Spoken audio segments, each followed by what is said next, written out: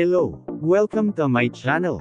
Huwag kalilimutan mag-subscribe, mag-likes at mag-share para updated kayo sa i-upload kong mga videos. Magaganda ang i-upload kong mga videos dahil ito ay informative, educational and interesting to watch. Nakakamangha at madaling maunawaan ng lahat.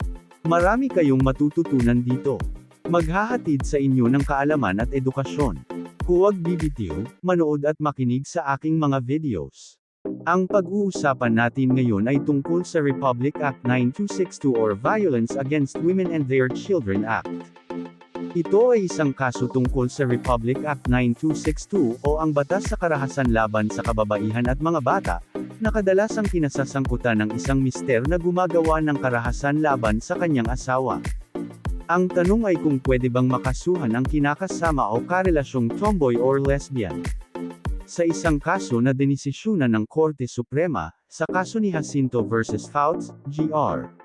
Number 250627, December 7, 2022, ipinasya ng Korte Suprema na ang Republic Act 9262, o ang Violence Against Women and Their Children Act, ay inilapat sa mga relasyon sa lesbian o tomboy, kaya nakikinabang ang mga kababaihang na biktima ng kanilang mga babaeng kinakasama. Nagmula ang kaso sa isang insidente noong 2018 kung saan inakusahan si Jacinto ng pananakit sa kanyang live-in partner na si Fouts.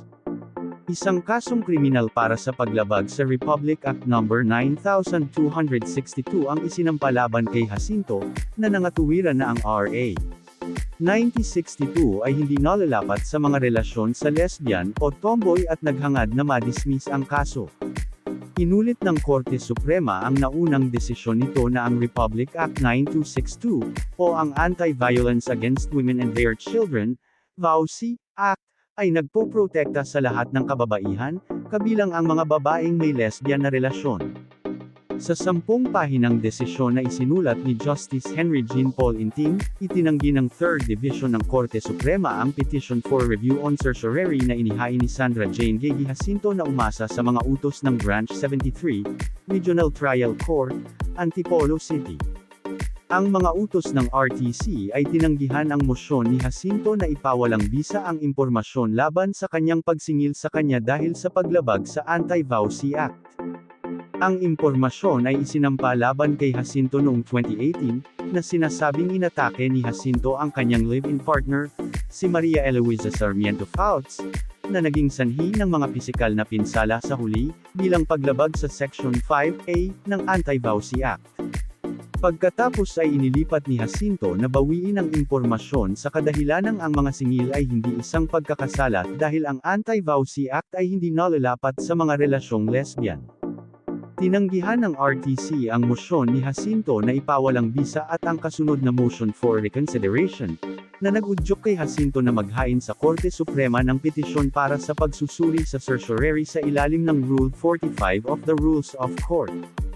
Ang Korte, sa pagtanggi sa mosyon ni Jacinto, ay inulit ang naunang desisyon nito sa Garcia vs. Drilon, kung saan hinawakan ng Korte, ang violence against women and their children ay maaari ding gawin laban sa isang babae kung kanino ang tao ay nagkaroon ng relasyong sexual o pakikipag-date, kasama ang babae ay sumasaklaw kahit sa mga relasyong lesbian. Nilinaw din ng Korte na, taliwas sa posisyon ni Jacinto, ang nabanggit na pahayag ng Korte sa Garcia vs. Drilon ay hindi isang obiter dictum lamang, dahil ang pagtalakay sa applicability ng Anti-Violence Against Women and Children Act sa mga relasyong lesbian ay isang resolusyon ng isyu kay Garcia kung ang Anti-VAUSI Act ay discriminatory o hindi para sa di umano'y pag-iisa sa mga asawa o ama. Ang nasabing desisyon sa Garcia vs. Drilon ay maaaring ilapat sa kaso ni Jacinto, sabi ng Korte.